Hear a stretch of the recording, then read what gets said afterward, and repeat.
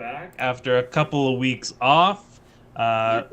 After further review, there were some concerts going on. There was Halloween. There was all kinds of stuff going on. But the conversation that started 20 years ago at a Westminster locker continues on.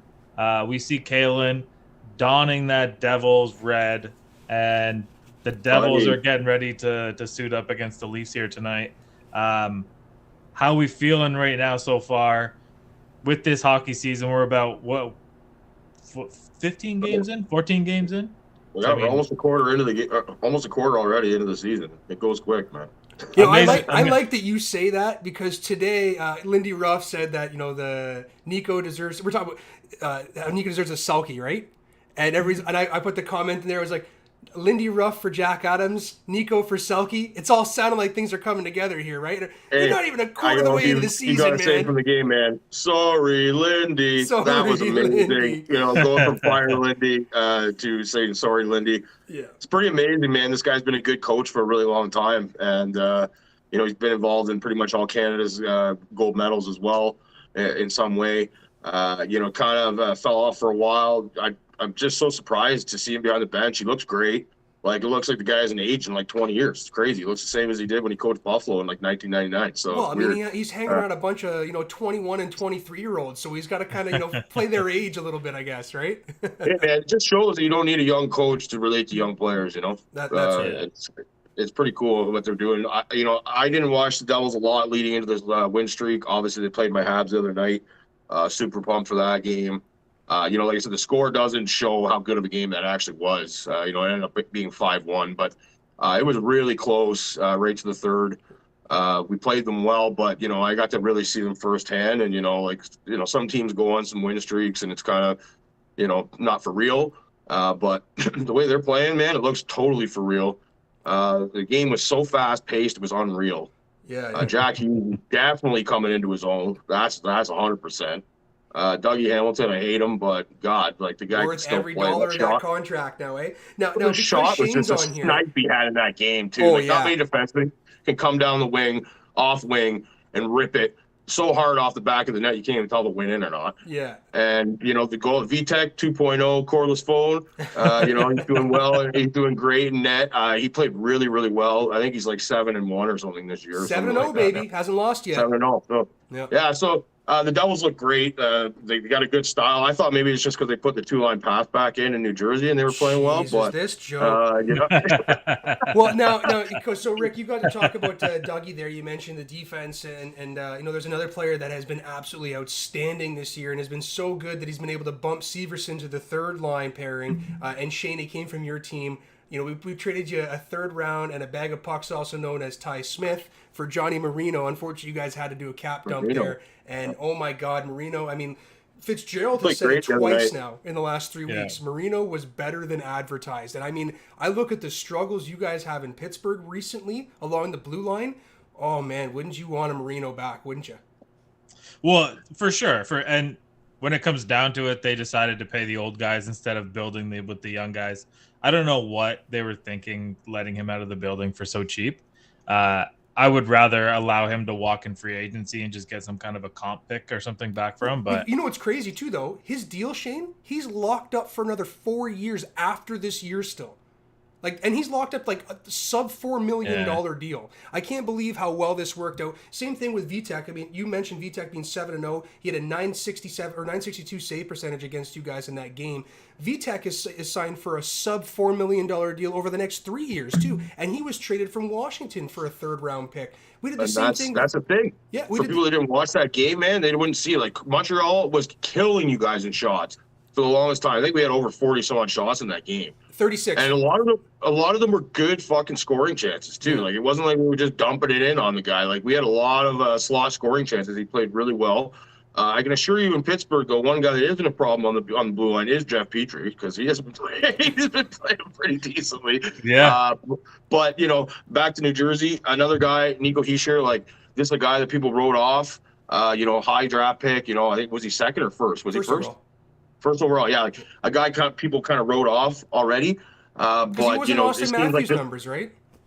Well, and he's built Right. built the right way, right? Like this guy obviously learned how to do all the little things first, and now the scoring touch that they were expecting to have when they drafted him is starting to come now, and doesn't look like a bust so much anymore. So it's they got a solid team over there. It's pretty impressive. And Well, that's the thing. Like people look at the bus like in such a weird way. Like if you don't fly out of the gate and you're a pick that's in the top whatever, top 15, top 20, And then NHL top 15, you better be good. Yeah, like that's you get that label. Like if you don't make the team in the first year, then they're like, "What's wrong with this guy? Was it the right pick?" Like, give them a break. Like these guys are getting drafted at 18 years old for the most part, and when you're 18 years old and you're skating with a bunch of like grown ass men.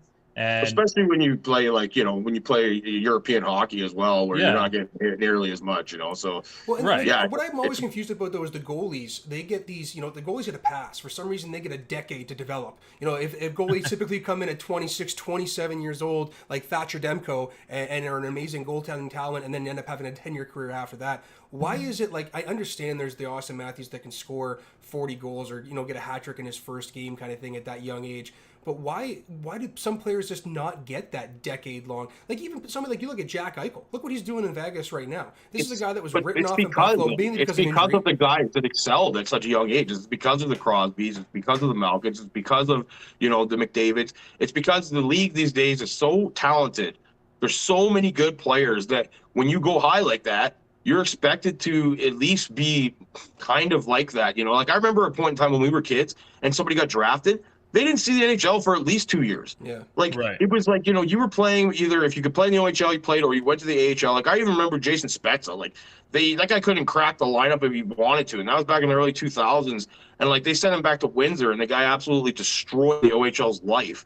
Where it's like, certain guys, they have the skill, but they don't have the mentality to do it. There's a huge difference between having the mentality and having the skill. And, like you're very lucky if you do get a perennial player like a McDavid or a Crosby or an Ovechkin like that, who is pretty much ready right away and they learn on the fly. But, because we've been spoiled with so many great players, people just expect these guys to be good immediately. And especially in a team that's not very good. Like there are teams where you draft a guy high and the team's not that bad when they draft them. Like, New Jersey did it right. They blew this shit right up. They stripped it right down. Because Sherrod tried to speed rail it with trading for a bunch of people. Fitzgerald's done a fantastic job fixing what Sherrod fucked up. He stripped you guys down. You guys have done it the right way. And, if you're patient, and you do things right, and you have the right guys in charge, then you end up with the product that you guys are displaying this year, which clearly is not a fluke at this point. So. Wait, but I watching Moneyball recently, and this is why I've thought about this, is the player's always the one that wears it, right? Like I thought about somebody like Corey Davis, for example, that got drafted by Tennessee at fifth overall. He's never going to live up to that pedigree ever as a wide receiver, right? But why do we not fault the scouting department? Why do we not hear about the firings in the scouting department that fucked this up? What's that? Well, that's why I said if you have the right personnel in charge, people just think teams are just made, right? Yeah. Like someone that doesn't really know sports, they're just like, oh, they got guys in the farm system, they got guys, minors, this and that. They don't realize that the way you get guys in the minors is because there are people that are choosing who you're drafting, and it's usually not just the GM. You're taking a lot of advice and information from guys that you're trusting, are really, engaged in the process. And not just anybody has the eye for talent, you know what I mean? Like, obviously, if it's obvious, anybody can see a superstar, but it's like the Red Wings used to draft, man. Like the Red Wings, found Datsuk in like the 5th round. Yeah. There are, it can't always just be about hitting the home run on the obvious pick. Like you do have to be able to pick a guy that not everybody else thought was going to be good. Yeah. And you do have to come out because in New Jersey, I know they got guys in the lineup right now that are like that they picked here and there that they've added to the lineup. And Thomas Tatar, like holy shit, like Jesus, the guy looks like he's totally reborn. I know how much you love that guy, and I'm going to say that with quotations here because I know. Well, and I did. We led our team in scoring not even just 3 years ago, and I believe it's disappointing for me because he obviously fell out of with our coach last year. But I believe if he had Martin St. Louis as his coach right now, I believe that Tatar would have been contributing to this Montreal squad right now. So it's really upsetting to see him. Oh man, looking as sharp as he was for you guys. So I don't know. We'll get into your team here in a minute, Shane, because I definitely want to talk about Pittsburgh being in the Metro and everything. But we mentioned Martin St. Louis there. I don't know if you guys saw the tweet out. That guy still runs every stair set before each game. You see that or not? He does a lap around the arena and then he runs up and down each stair, like the aisles. He does each stair set as like his tradition. He did that like when he was a player, and he's continued that as a coach now. It's just incredible. That's why he gets those tree trunk legs that you and I were talking about 3 weeks ago, eh, Rick? Unbelievable. That's very Vrabel-esque, eh? Yeah, I mean that just he looks like he can play still, and it's showing. It's showing because he's clearly involved with these young guys, and there's a lot of little things that Nick Suzuki is doing that are looking like Martin St. Louis. But we'll talk more about the Habs after we touch on the Pens here. Yeah. And that's actually a great conversation piece that you had mentioned there. Shane was talking about Vrabel-esque and being like that player coach. It's really Steve Nash unfortunately flamed out in Brooklyn there, but these player coaches, I mean, when they do work out, oh my God, are they ever so successful? And it's the little things, practicing with your players, actually knowing the drills and the current drills rather than the drill that somebody did 60 years ago, kind of thing, right? But the difference for the NBA and like all the other sports is the players run the team in the NBA. That's the only sport that it's like that. Yeah. If you have star players, you just need a patsy. Yeah. Yeah. Steve Nash is not a patsy. No. Exactly, and you heard we'll touch on that maybe a little bit in a bit, but you in the NHL, a coach matters so much. Your superstars are only on the ice for, if you're lucky, a third of the game. Yeah. Right. And so it's not like the NBA where the superstars play pretty much the whole fucking game. Yeah. Right. Other than maybe a 5 to 8 minute break for the whole game. NHL, like you can have great first line, but if you're not able to protect the net and have a good second core of D and a good game plan, NHL coaching, out of any sport really, it's right up there as one of the top ones. Right with obviously football is number one, but right. You can't just expect a player coach to work out in hockey. He's got to be able to do the job as well. It's not like NBA, like you said, with a patsy where he's just there and just make sure everything runs smoothly and just change it up. Yeah. Yeah. So the Devils are playing the Leafs. Shane, your team got to play the Leafs a couple days ago.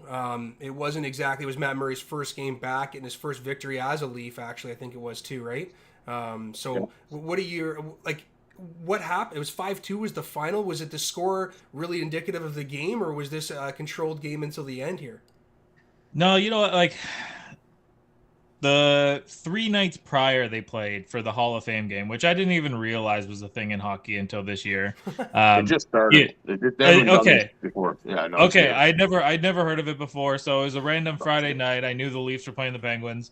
I threw it on, and I'm like, why is there so many ceremonies at this game? And why is this ceremony start at 6:00? The puck drop doesn't go till almost 7:30. So I'm watching it, I'm like, okay, cool. This is all right. And the Penguins took it to them. You know what? They gave it to him good on home ice in Toronto there, and the fans were letting them have it. So great. So I turn around 3 days later. Now they're back into Pittsburgh. They're back in their home barn, and the team is having a hard time in the small moments, and they don't know how to play small. The second they get down, they're really gripping the sticks a little bit too tight. The power play is not humming the way that it's supposed to. It's like 0 slot shots too. I mean, yeah. I think every shot you guys are taking is from like the circles and stuff, which should certainly be effective, and it's how some of your offenses run. But like, you got to get some slot shots in there, and I don't see Pittsburgh doing that. Well, it goes to show though, like what we were just talking about in hockey, right? Like it's not Malkin and Crosby's fault because they're both 17 points, 16 games. They're the same numbers actually, 7 to 10. Yeah. Like you're getting a lot out of Malkin right now early, which you haven't gotten in years. They're playing well. Like they're playing 20 minutes a game, but it's after that there's nothing. Well, defensively, look at the leads that they've blown. I mean, they were on a 6-game losing streak there. They had a lead in every single one of those games, and in 4 of the 6 games, they had a 2-goal lead, and they just let them evaporate. That West Coast swing crushed them when they blew the lead to Edmonton. They blew the lead to Calgary. They blew the lead to the Canucks. Then they went out to see Montreal, Seattle. They blew the lead to Seattle. It was like, What the fuck, man? You know what, Shane? Sounds like If you can take any solace in that, though, I was watching. I don't know if you pay attention or ever watched the Hockey Guy. He has a really cool YouTube, breaks down all these different teams and everything. And he actually mentioned that there has been more 2-goal leads blown up this season alone already than there was in the first half of last season or something like that. So it's Yeah, they're all crazy. by the Penguins. Nobody. Yeah, that is brutal. The goaltending, they're having a really hard time making a save in a big spot too. I get closet Pittsburgh fan in a certain way too. Like I really do. Like I'm always you're loved just a Crosby. Crosby fan. That's what you are. Well, it's the same thing. I thought I was a Green Bay fan until Brett Favre retired, and then I realized I was just a Brett Favre fan. So, but I do watch quite a bit of Pittsburgh games. For some reason, they get broadcasted here a lot. And I do like to see Crosby play because we don't know. We only got a few more years left. So, I've watched them. They seem to be engaged, but there always seems to be a big letdown and a shitty goal. Takes the wind out of their sails. And then another shitty goal. Like it happens like to them in bunches, right? It's not like it's just one. It's like usually 1, 2, then they take a penalty, and then before you know it, the game's lost almost kind of deal. But when it comes down to it, like their last 10 has been really, really shitty.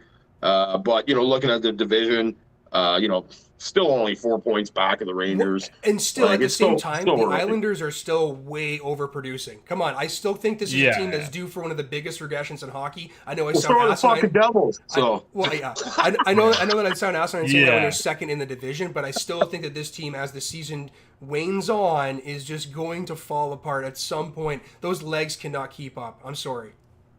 As long as Pittsburgh, as long as they stay healthy, I think they'll right the ship somewhat. They're like I said, I don't think they're winning anything this year, but I think they're still, Philly's overachieving.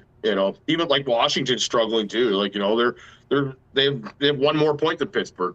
Mm-hmm. So what usually happens with the Penguin season is they get off to a hot start, and then somewhere in like January, February, they stumble, and then they start to like pull it back together at the end. I'm kind of hoping that they just stumbled at the beginning and they just like roll all the way through. But make for like a good spring. What you mentioned about bad goals, it's kind of like the day before you feel like you're getting a cold. Like you can just sense that a bad goal is coming when you're watching the game. If you want to make money, you could live bet it, and you can live bet it and just get it done. Yeah. No, not getting it up the boards. It's just about smart hockey plays. You know what I mean? And like when you have a young back end like like Pittsburgh has right now, it happens, right? Like like I yell at the TV all the time. Yeah, it seems easy, but you're like, just put it up the boards, just get it out, just fucking. What are you doing, man? Like sometimes it's like the stupidest fucking, and that's why New Jersey killed us the other night.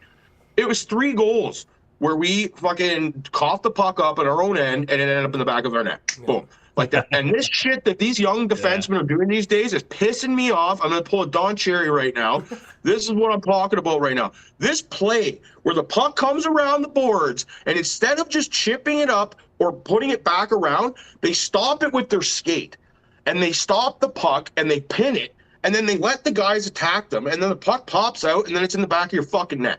I don't understand who started doing this and why it became a thing where you come in and you just pin it or you hope that it's not going to deflect off your skate and go behind you or some shit. Well, it happened to us 2 times the other night where you could have just dumped it around or chipped it up the boards and you guys were gone up the ice. Nope, just pin it against the boards for no fucking reason in the second period, and then you always cough it up. I don't get this play. There's like ever since they got rid of like the calling the whistle when the play is like when the puck is pinched against the boards and people are they never do that. They want to call they got rid of the whistle because they want to make sure play so why are you doing it? I don't know. There was a play the other day that the Devils had 3 weeks ago. There was 35 seconds that was wasted on their power play. Somebody PK'd against them where it was wasted. Like now it looks effective on the PK, but like that's a hockey to me. Blow the freaking whistle. This should be an action sport. 35 seconds plus of holding the puck against the boards is not being defensive. It's like UFC. You're just sitting there just getting beat. You know what I mean? For sure. But that supports my point even more. Like it's not like 1990 anymore where you can pin the puck against the boards and get a whistle. So why the fuck are you doing it anyways? Yeah. I don't know if you guys know what I'm talking about or if you've noticed it. Yeah, no, I have. But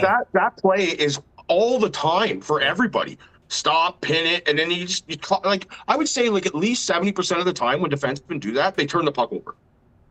Like, and it's just like there's so many better options. It just is so frustrating because, like you said, I can see it coming. Like you said, bet on it. When I see that guy do that, I'm like, oh, here comes a goal. Yeah. And then sure enough, bang, it's in the fucking net. Yeah. Right. It's like, why do that, man? Like, why are you giving up possession of the puck? You have a stick for a reason. Use it. Why the fuck are you using your feet? Right. Well, why don't we move on to using your feet? Because Canada's in the World Cup. And I Yes. know that you got some pretty hot thoughts on that. And I'll be honest, I have not paid a lick of attention to any of this World Cup leading up to, except for a few of the qualifying games, which feels like they were years ago. But I guess the last Okay. one would have been what, like last winter? Yeah, I'll definitely get into that. But I do want to touch. I just want to say a couple things about Montreal real quick because I know Please. we haven't Oh, touched on yeah, that yeah, before. yeah. Well, Because you said foot, so I in just the midst took it in the and midst of ran. all this, like we've been, Montreal was not expected to really do much this year, and in the midst of all this, I if 15 games in, pretty much, I think that's a big enough slate of games to kind of judge what your team's kind of looking like at this point. And like I've watched almost every game. We are playing really well. Like this is a young team. We're moving the puck fast. Like, Suzuki, like, some guys at his age, you get the C on his chest and they may crumble a little bit. But what I was talking about earlier, the amount of plays, like what I see him do now, he's deceptively fast. Caulfield is so fast, right? And, he's faster than Suzuki, but these guys are already playing almost like Henrik and Daniel Sedin. It's like that's the comparison I can have just because I've watched those guys play. It's like pass behind you, eyes in the back of your head. Suzuki and Caulfield, they know where they're going to be, both of them, all the time at this point. And all these little stop and goes and the backhand stops that he's doing remind me of St. Louis so much. Suzuki seems to be putting it on a plate for Caulfield almost all the time. Caulfield, I think he's already at 8 goals or something like that. Very close, on pace for a 35 goal season already, which, the shot is there. He's got the guys playing really well. Jake Allen's playing well. You talk about a young defensive core. Like, Wi-Fi is playing great. Josh Harris playing great. Dennis Savard, God, I could do without him. But, a lot of young guys that are contributing to the team right now. Josh Anderson, holy shit. Like, when he wants to turn it on, like, this guy is so fast for a big guy. It's unbelievable. And he's learning to get the shot off before it gets blocked every single time. So, looking at the standings, like we're right in the thick of things, which is really cool. I didn't expect that at all right now. So, I was hoping I was going to be able to come on here and say that we beat New Jersey and Pittsburgh in the last week, but New Jersey fucked it up. But the Pittsburgh game was fantastic. I don't know if you actually watched that game, but holy shit! Like, what a pace, what a game, right down to the overtime. Like a lot. Like that's the thing. No matter what, Montreal games are exciting right now. And, that's all I can ask, like be in it, make it exciting. Don't be boring, take chances. And, they're doing kind of all that. So that, and I do want to touch on the Flames because the Flames went on a huge slump as well. And I'll just relate to the Penguins kind of the same way. I'm kind of hoping that, they're just getting this slump out of the way right now because this team's way too talented. But losing Chris Tanev has just obviously been such a hit to them. And it's the same way it was last year in the playoffs when they were playing Edmonton. And he came back with his bum arm and his bum shoulder. You could tell he wasn't engaging. This guy is an unsung hero type of guy. He's not going to light up the scoreboard in any way, but his presence is so missed when the Flames don't have him. And Markstrom, get your fucking head out of your ass because seriously, holy shit, when you get paid $10 million a fucking year to play net and you play like shit like that, I don't have no time for that because honestly, that is ridiculous. The Flames have blown so many third period leads this year, and I don't care how bad you play in the fucking third period. When you have a $10 million goaltender, he keeps you in the fucking game and he doesn't lose it for you. And if he doesn't watch his ass, Vladar is going to be in there and steal his fucking job because he has been playing like ass. Did they win a game yet, or are they still on a losing streak? They did win. Yeah, they won the other night. Yeah. And they're playing again tonight. So, they're in Tampa. The old rival from the 03 Cup, or I think it was 03, 04. That every Calgarian here is going to tell you that it was a goal. So I bet you there's always still 2005. So there's lots of bad blood there still between Tampa. I'm pretty sure at that point. But early in the season, hopefully they get them going in the right direction. And yeah, so we'll move on to some soccer. Cool. Yeah, you guys chat with soccer. I'll be right back. They'll right the ship, and when it comes down for the Flames. But when we pivot to soccer, Rick, you and I are both we're both betting guys. We like to play the ponies here a little bit. So right off the hop, before we get into the Canada portion of it, and I know Kaylin just stepped away for a second. Who do you got for the win? And do you have any idea what their odds are? Because I was looking at it just before we came on. Yeah, no, I don't know exactly what the odds are right now, but I'm gonna check right now and take a look. As far as I know, like right off the top of my head, I'm pretty sure just like the easy choice is probably France. But So France is actually third in the odds. They're actually plus 700 when I looked at it. So I mean, that's wow, where I put a little sprinkle. yeah, it's like off the top of my head, without even looking at the odds, I would go France. Yeah. Which is crazy to say because I don't know if you remember, it wasn't too long ago. I think it was two World Cups ago, maybe three, maybe now. I don't know. Jesus, time flies. But when France was in a shambles, like this team was a disaster. They hated their coach. Their guys were quitting. It was just completely terrible. Like they were brutal. And this team's always been historically good. So they've rebuilt, and they got a lot of, obviously got Mbappe. Off the top of my head, I know that's just the guy's just dominant. But kind of surprising to see that Brazil and Argentina are the two top favorites because, we know that all the guys we know, right, are getting old, like including Messi. So to Right. see Brazil and Argentina at the top there, it's kind of surprising. But my first indication would be, to sprinkle on France. And Germany, and no matter what, I don't care. No matter who they are, Germany seems to always be good. So to see Right. Germany at plus 1100, it's really about your draw. Some teams don't even make it out of the first round that should have. Soccer's so weird that way, especially in the World Cup, especially early. Everybody trying to feel everybody out. Like a Right. tie is good early, So things can be messed up pretty quickly in the group stage with a tie here and there. But my first indication would be France, England to see plus 800. We know England always blows it every time they get a chance to win anything. So, especially last time to my Italians who aren't even in the World Cup, which is just unbelievable. I still can't believe that Italy's not in the World Cup. But I was gonna say, like, how amazing is it that we're sitting here, 2022 World Cup, which is in November because of the weather in Qatar. Where is it? yeah, Qatar. Uh, Qatar, and instead of having the Italian team there, Team Canada is there. Yeah, it's amazing. It is really amazing. So I'm curious to see what Canada's odds are to win the World Cup. I think that they're quite a bit. So 20,000. We're not at the bottom, so that's good. We're only plus 5,000 off the States, so I'll take that. perfect. Yeah, I mean, definitely worth putting a little bit of something on there, and if it happens, you get a little bit extra out of it. But I think all indications that I saw were Canada's going to have a hard time even getting out of the group stage here. So I don't know if you know anything about these teams. I mean, Croatia, I recall whether it was last World Cup or 2 World Cups ago, they were in the final. So this is a team with a little bit of experience. Okay, they're old. But we'll talk about it. It does kick off September 20th this weekend. So first game Sunday, Qatar opens up against Ecuador. I'm always watching the World Cup no matter what, but the fact that Canada's in it, obviously way more engaged. I'll be watching the opening ceremonies. Canada's first game comes on the 23rd, which is next Wednesday.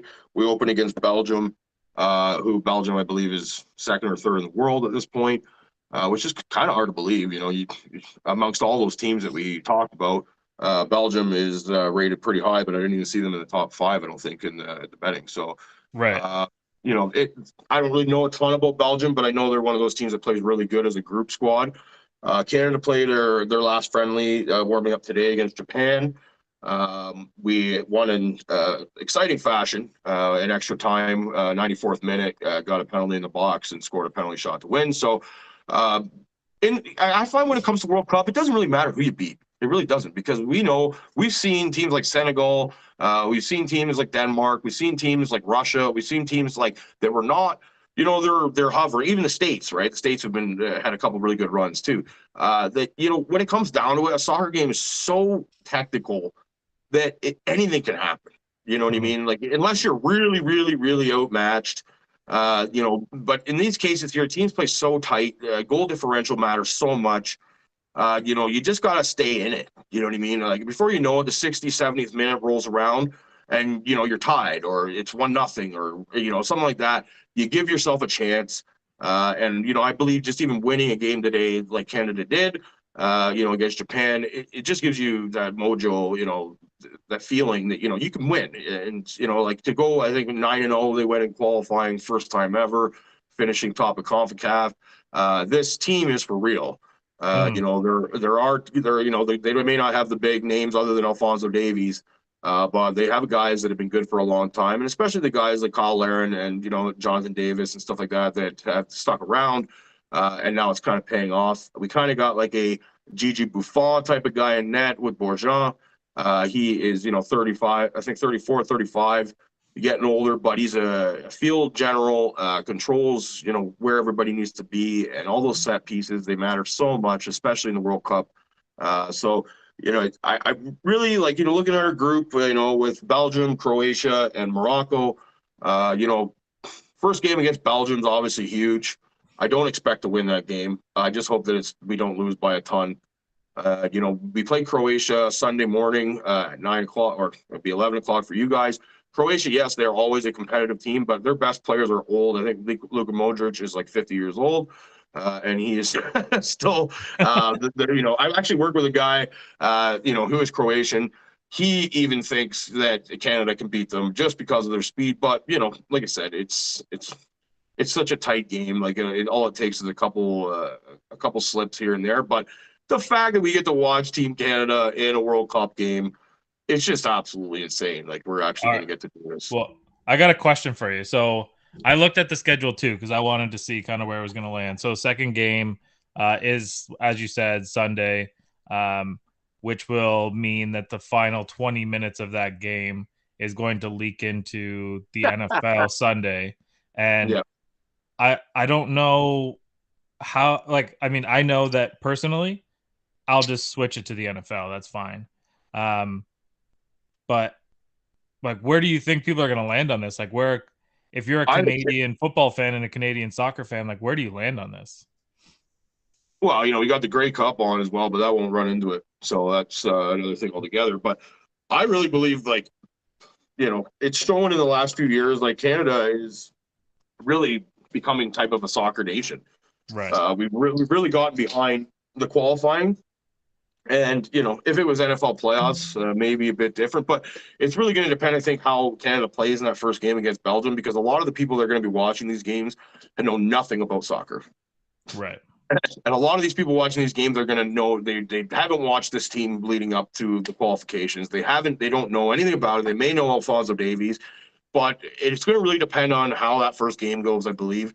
If we give Belgium a really good run, beat them, tie, that'd be the obviously greatest scenario. But as long as we stay competitive in that game, we score a fucking goal, I believe that it will have people engaged to watch more on Sunday. If we don't score a goal like we did in 1986, like I was watching some of the games from 1986 the other day because they had some flashbacks on TSN.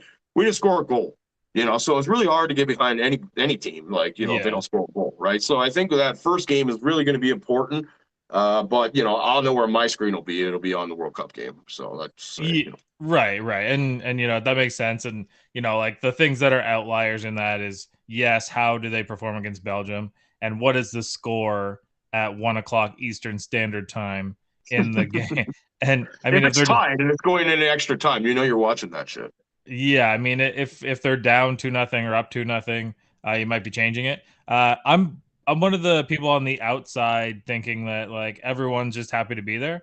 I don't think that the Canadian team is just happy to be there. I think that they're going to get out of the group stage. I don't think that they're going to be a team that's in the final 8, but getting into the round of 16 just seems like where they're gonna. That just seems where they're gonna land to me. I believe they're destined for that. I really do too. I don't think we did all this work for nothing. I don't think we went undefeated in qualifying for nothing. We're still winning friendlies without Alphonso Davies, and we dodged a huge bullet with him not being injured long term. Just about a week or so ago. If we had lost him, that would have been just absolutely devastating. But I believe the getting through is really, it's going to come down to the Croatia game on Sunday. That's really where it's going to be decided, because I don't know anything about Morocco, but I do know that those types of teams tend to surprise. You know what I mean? So you never know what they know they're going to be physically ready for that game. Right. So I hope it comes down to the game against Morocco. That's all we can hope as Canadian fans that we have a chance to make it through to the next stage with that game against Morocco. That's all we can hope for.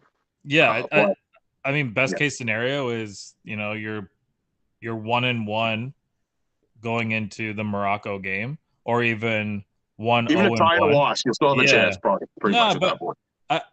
I don't. It's not going to be popular to some people that I know that are Croatia, like actually Croatian. But I think that Canada's going to beat Croatia. Yep, I do too. Uh, I I'm do too. I'm not convinced that they're going to beat Belgium, and like a tie against Belgium would go a long way. But if you could script it perfectly, I think that you're looking at a win against Croatia, uh, a close loss to Belgium, and then you go beat Morocco, and then you're moving on. Exactly, and then Yeah, you go from there. Like I said, it's just lots going to be showing after that first game. We'll see how we handle the spot or the stage. But got a lot of guys that have worked their ass off to get here, so I expect nothing but an absolute amazing effort from them, and it's going to be a hell of a time to watch it. yeah, yeah. Well, and I mean that's gonna entertain us. It's gonna be interesting to see a World Cup during the holiday season. It's also interesting to see where the Blue Jays are kind of the road that they're taking down here, and to the casual Blue Jay fan or the Blue Jay fan that's maybe tied to the players, I think that they got a pretty big blow in the heart on Tuesday morning, reading that, or Wednesday morning when they read that Teoscar got shipped out of town. Yeah, the haul back was kind of tough to swallow, even though yes, that reliever looks good in the bullpen, but a fan isn't even going to cheer for them until July, and they make a big pitch in a big game. So it's kind of hard to get behind that part. The 10th overall pitching prospect for the Mariners, again, a guy coming off of like a pretty serious injury that is undisclosed. Hopefully that Shapiro and Atkins have done their homework. I like the fact that they were willing to move Teoscar, because I know that they're not going to sign him like long term wise. Yeah. And if some of the stuff that I've been hearing makes sense, like Brandon Nimmo from the Mets signing in free agency, and I think that even though they designated Tapia for assignment, I think Tapia will still be back with the guys in spring camp, so he'll still be their fourth outfielder. Everyone's begging for this Ohtani or Trout trade. The people that are begging for that trade are also the same people that don't want them to give up on Bo Bichette. And the only way you're getting any of those guys from there is by giving up Bo Bichette and probably a little bit more. So, I know you're a big Jays guy too. So where do you see, I mean, first of all, first question, I guess, how do you feel about them trading him to the team that just beat them in the playoffs? And second of all, like, where do you see the Blue Jays spending their money this offseason to actually make it so that another 90-win season isn't flushed down the toilet? Yeah, it was just like totally out of left field, no pun intended. But nobody expected it really. Like, I heard any rumblings about Teoscar getting traded, but when it comes down to it, really for me, I guess it's really Gurriel or Teoscar. Like, I agree. Like so they obviously felt keeping Gurriel, I guess, was more effective. You got so much talent in that outfield to begin with, as long as George Springer gets his shit together. But it's, I don't mind it. I really don't. I don't. It sucks. Like I said, to trade the guys that you lost to, that's always weird. But maybe it's because they saw something in this guy that they liked so much they wanted when they played him. I don't know. But looking at the guy's numbers, like bullpen numbers are always fucking skewed. But 1.86 ERA this year. And what do you have? You had a ton of strikeouts. You had 70 strikeouts in 53 innings. Right. So this is a guy, a decent season last year as well. Looks like he was a huge part of this, the bullpen that Seattle had. We desperately need, bullpen help all the time, but everybody always needs bullpen help, right? So to trade a guy that's such a two-time Silver Slugger, to trade a guy like that for a bullpen guy, like, if if this guy turns into be another Kirby Yates or some shit like that, then it's gonna look really fucking stupid. Well, I want to jump in here. I've been waiting. I want to jump into this one here, guys. Does this open up? I mean, the window is already kind of opened up for Seattle after their last couple of seasons. It's the same record. I mean, they just made it in, But does this really open up like their window of time with Julio Rodriguez being there? They've really got their outfield kind of settled in. They've got their pitching caliber type players. You're gonna fit right in with that guy. I'll tell you that. They just traded Kevin Lewis like just before we came on here. Oh, really? Oh my god. Yeah. So I don't know what they're doing down there in Seattle. I mean, Seattle's got their own thing going on. I think Seattle was a flash in the pan, and I wouldn't even expect them to get back to the playoffs this year. This will be the year. I like the trade. It is moving a big salary, like you said. He's a guy that we're not going to pay. Teoscar's great, but he's very streaky. This guy, he's hot and he's not. And, obviously this injury past year. If there's anybody to lose on the Jays, Teoscar's probably the one I could part with. Like, he really is. The hitting is not the problem for the fucking Jays. And that's the thing. Like, I'm tired of all these teams getting in and going far in the playoffs who have like nobody. Like, sometimes it's like, these teams they play well. Like, we have so much talent on this team. Losing a guy like Teoscar, I don't think it's going to affect the long-term success of this team right now. So, a cool thing though, the Mako guy that they did get, the Slovakian guy that I guess moved to Alberta at a very young age.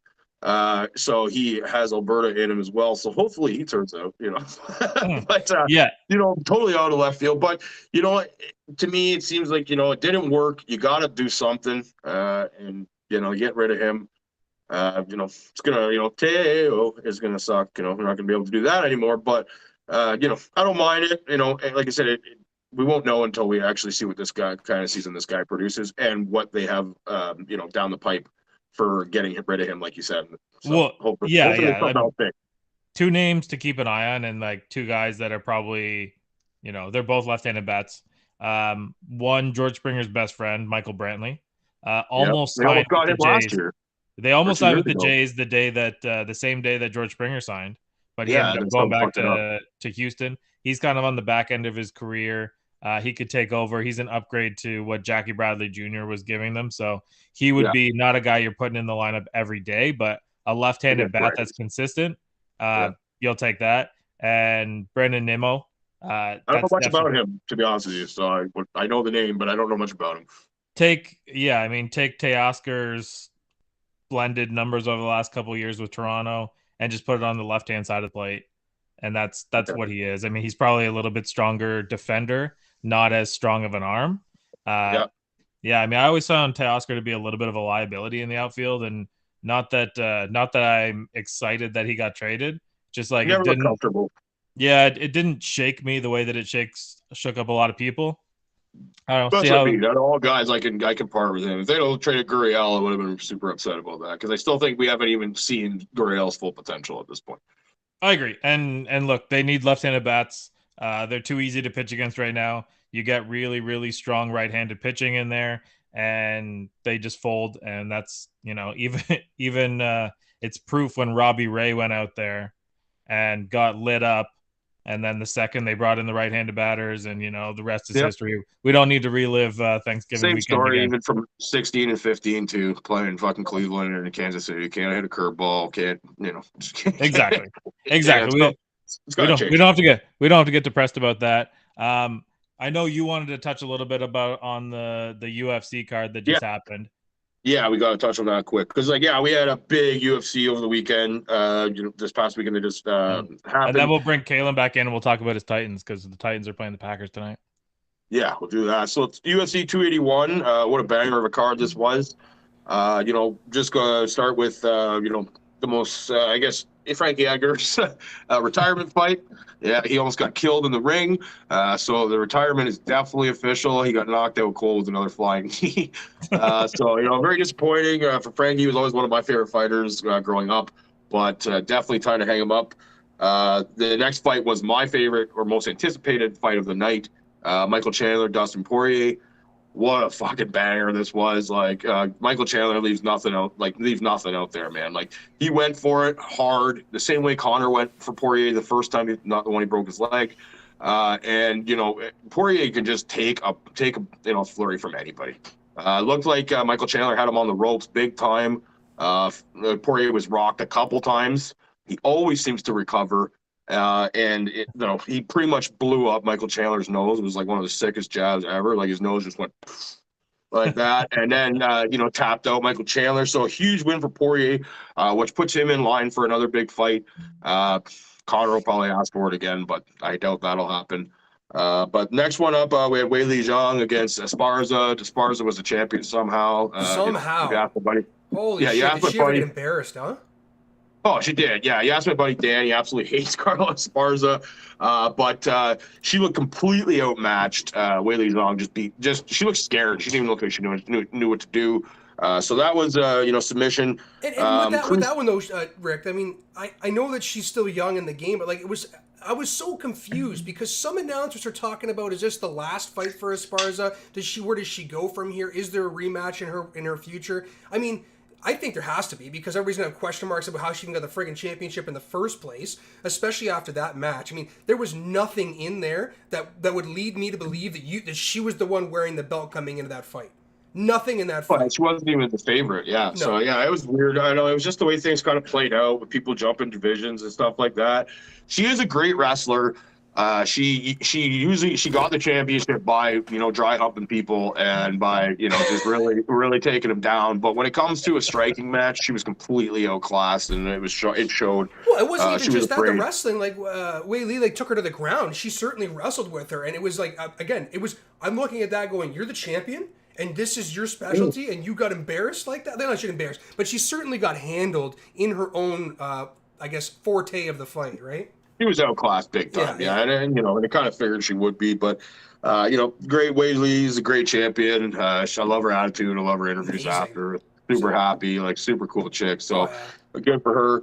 On to the big one. They always say you got to lose eventually, right? Is it eventually? Is it eventually? Because he already did. But sometimes it's eventually to a guy that you've already lost to in a different sport. This is almost the exact same as the Usman fight.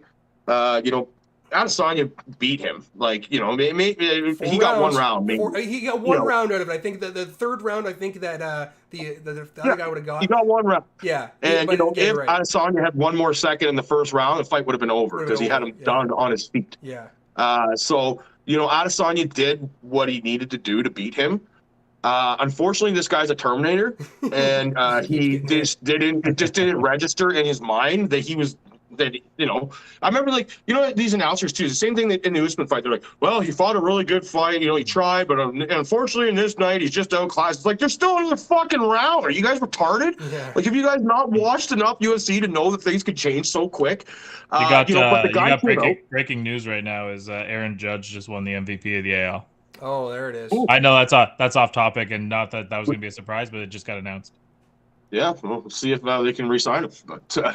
With this, obviously Pereira felt confident that he could beat him. There was times of that fight where he looked like he was done. Well, yeah, and a lot fifth of the times. round, his corner's like, do you want this or what? Like, you want to be the fucking champion? He's like, you got to knock his ass out. And did he ever? Knocked him out on his feet with a great combination. Adesanya, has been able to take punches very well in this whole reign that he's had.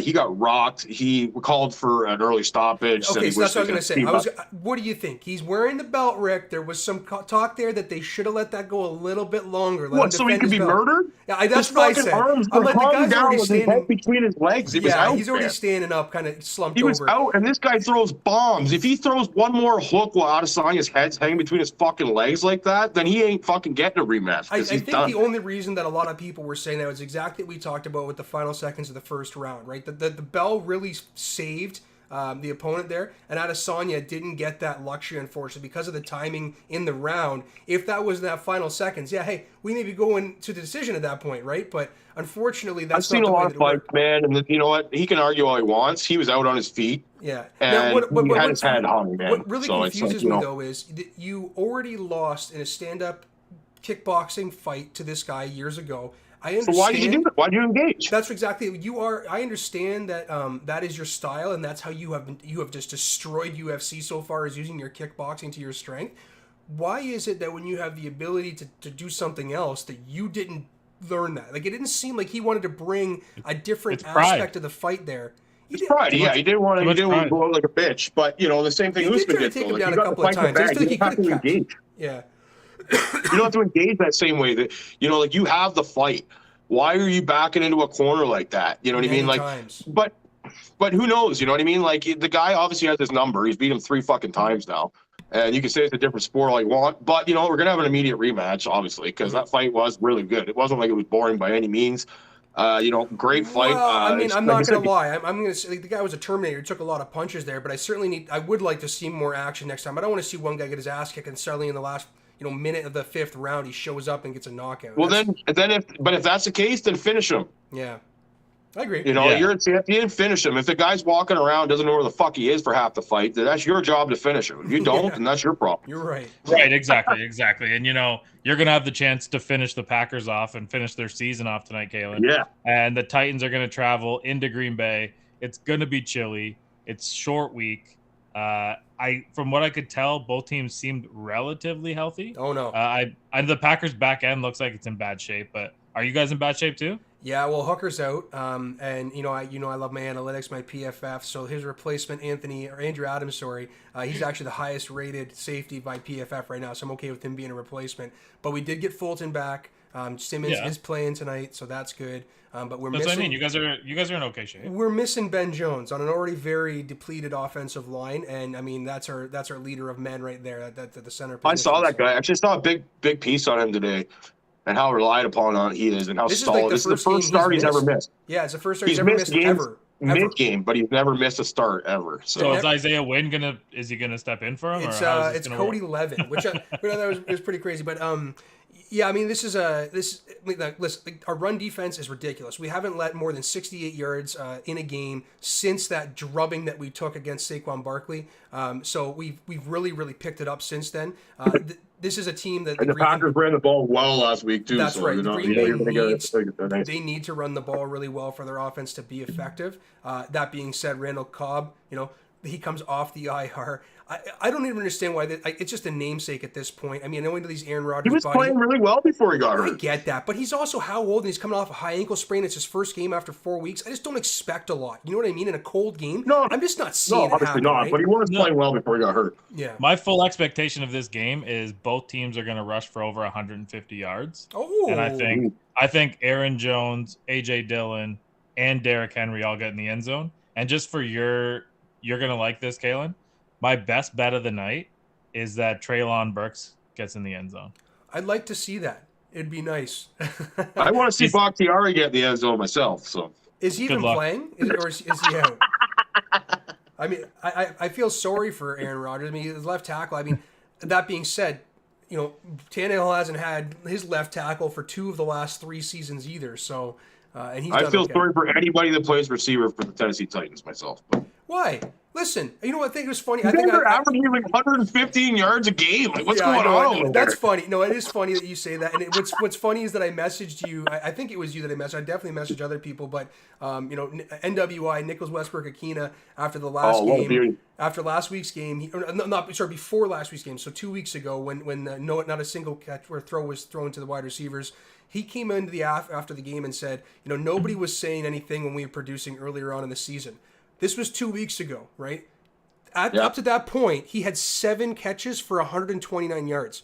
What the hell were you doing earlier in the season that we weren't complaining about as Titans fans? Because we've been complaining, bro. But I think it was funny the following game that he just goes off, right? But that being said, I went in the Titans subreddit. I'm always involved in looking at that stuff. There was breakdown of film. A lot of the shitty play from the wide receivers, it's their own fault. It's just miscommunications, breakdown in play, unfortunately. When plays go well, you have, Vrabel even said it. Oh, congratulations, Ryan Tannehill got to hit a guy that was 50 yards wide open. It was off a flea flicker. And you know what, Rick? I know that you're not. I know that Shane is not the biggest McNair fan. I'm never going to get him to sing high praises. I know that you didn't. There's no animosity. I love McNair. I love the shotgun offense. Do you know that all Tannehill has to do is throw roughly 20 more passes to qualify, and he will be the highest grade Titans quarterback in franchise history. His quarterback rating is over 100. The next highest is 89 with Steve McNair. So if you like McNair, you got Steve McNair was not a quarterback rating guy. Come on, man. Okay, so then you want to talk about toughness. Tannehill's missed that was his first start he missed with the Titans. He was an Iron Man. Right? I'm not talking. Man, you're dying with your guy here, eh? He's not Listen, even going all to be I'm the quarterback saying, next year. okay, so tell me this. Tell me this. In that Chiefs game, because we hadn't had a chance to talk about it, in that Chiefs game where they had Malik in there, but they took him to overtime, missing 5 starters on defense. If Tannehill's in that game, you don't think we win that game? You think guys wouldn't even have been in the game. Lost? Yeah, you wouldn't have been in the game. The entire all of the offense was based on the fact that they had to keep people in the box and spy Malik. I think he's your best chance to win. He's your best chance to win. Do you remember the last time that we checked that Green Bay played Tennessee? Tannehill had that massive run in the snow for like 65 yards. It's awesome. Oh, yeah. I saw a nice massive run against the Raiders on the weekend. Matt Ryan went for 38 fucking yards. Yeah. He almost went for 70. Man. If it wasn't for that shoestring tackle, he may have gone house, Rick. He was going out. Yeah, we'll leave it to the Raiders to let Matt Ryan have a 40-yard run. This is a huge game for you guys because if you guys somehow fall apart against the Packers tonight, which the only reason I'm siding with the Packers is because of the home team. Like, other than that, I mean, I would usually ride with the Titans. I've been making some money with them. But you guys falter tonight. The Colts go and win this week. Things are getting a little bit tight. Jeff Saturday's down there doing his thing. You beat the fucking Raiders. Let's just not get ahead of ourselves here. Anybody can beat the fucking Raiders right now. Overreaction Monday picture back up here. They beat a depleted Raiders team. Hey, yeah, you we never beat the know, Raiders. Man. And who do the Colts got to? They got is it Philly? They got Philly, right? Hopefully they got the Raiders again. I think the Colts have Philly. I was Saturday can look like a fucking hero again, even though the guy just doesn't even know what the fuck he's doing. Yeah, man, I don't know if he'll be good at this or not, but hey, man, hopefully we win. Well, we talked about him a bit on Monday, and like it was a lot of like, yes, he's the head coach, so he gets it on his record. But it was all the other coaches that. It reminds me of John Gibbons. That's what he reminds me of. Well, we might win, we might lose. Who knows? But, I'm going to give it a shot. We'll see what happens, man. Look, the Pennsylvania teams are going to knock the Colts out of playoff contention. So, Kaylin, you can breathe easy tonight. Hopefully, because they were my Super Bowl pick. I need them to stay alive here. Hopefully, Jeff Saturday takes them to the promised land. You picked the Colts? I did. Oh, yeah, it was weird. God. You know who my new live they got Philly this live week and bet Pittsburgh for the Super Bowl? I gave it to these guys on Monday, but the 49ers. I think that the 49ers are going to win the Super Bowl now. Yeah. Not if Jimmy Garoppolo is the quarterback. He's going to be. He will be. He will lose. He'll blow it. It's either him or Brock. He's a blow-it type of quarterback, I assure you. Well, listen, we're getting to the final minutes maybe here. Christian McCaffrey will play quarterback, and then they'll have a chance to win. Final thought on your Titans, and then I'm going to give you a quick rundown for college basketball, and then we can go. Oh shit! Actually, that's where I was transitioning to next, Shane, because we haven't. Fantastic. I was pivoting to that because you had a very big win earlier this week, and I had a very big win last night. So I certainly will. Final thought on the Titans. I think that we are going to be able to control the game from beginning to end. That meme of Aaron Rodgers laying on the side with the helmet half up his face, I think we're going to see that happen quite a few times. And I think that the Titans are going to finish tonight being the third team in NFL history to have 7 straight games of 3+ sacks in a season. So I'm all Titans, of course, this week specifically for sure. Under the transition into your college basketball, I see you wearing your MSU, right? So obviously you want to toten that. I think it was a great win against a program over there in Tennessee. I really don't think that your program is going to do amazing this year, but this is what I think you guys are going to be known for. I think you're going to be able to hammer some of these teams that came in with strong preseason hype and maybe just knock them down a few pegs. But that was a strong win against Tennessee. I'm surprised they dropped 11 spots. It was Kentucky. Or Kentucky, sorry. And Kentucky, how many spots did they even drop?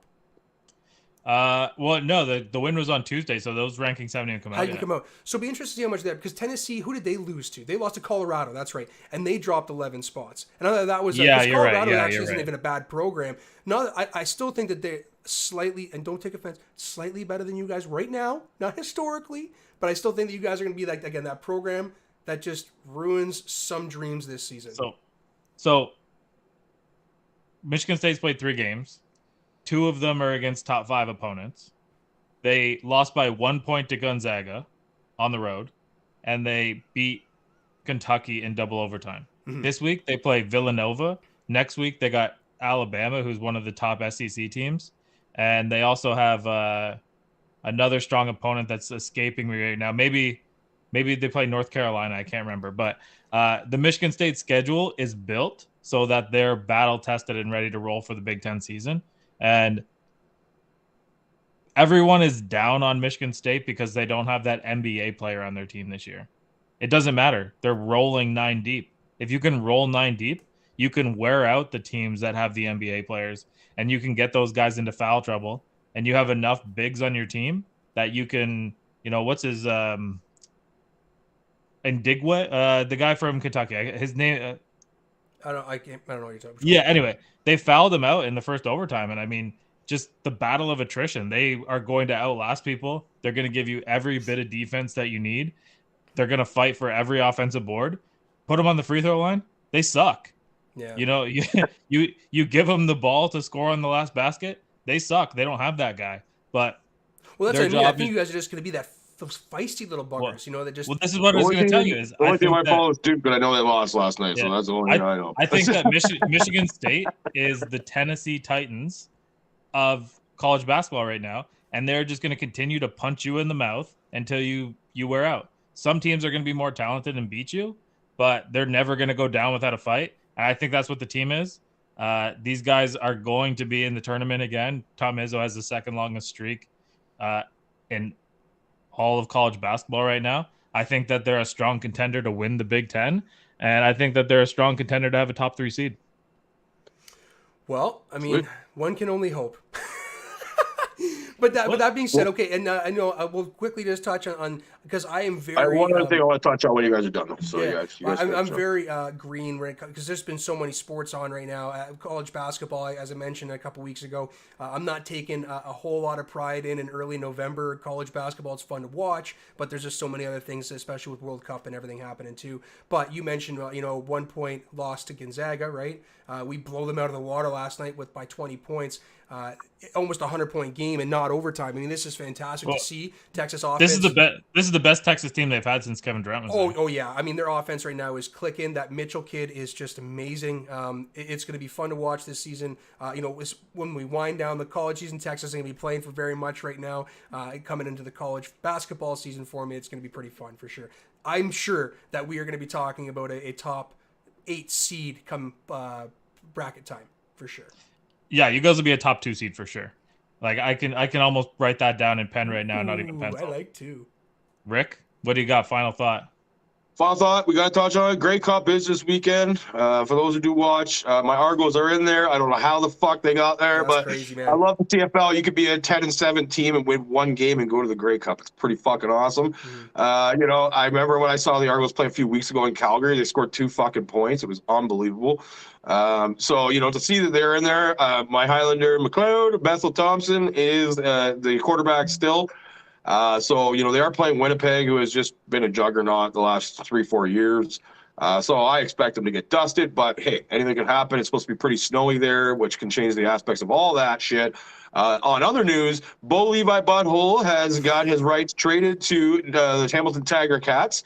So that opens up a quarterback spot for the Calgary Stampeders, and I've heard that Tom Brady wants to come play in the CFL. So you know what? If things get a little too rough down there in Tampa, come on up here to Calgary, give her a shot at the CFL. I was thinking, is it Calgary or is it Montreal or Toronto? But Calgary it is. Okay.